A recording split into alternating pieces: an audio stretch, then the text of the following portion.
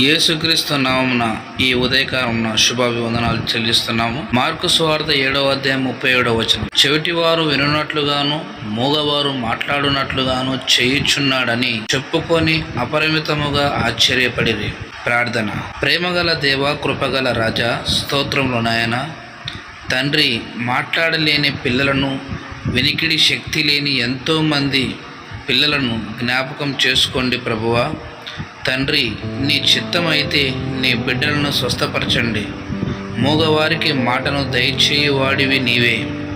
చెవిటివారికి వినగల శక్తిని దయచేసే సామర్థ్యుడవు నీవే కదయ్యా. ఆనాడు మోషే నోటికి తోడుగా ఉన్న దేవా, ఎవరైతే హాస్పిటల్స్లో వైద్యం చేయించుకుంటున్నారో వారికి తోడుగా ఉన్న ఆర్థికంగా సహాయం అందించండి నాయన.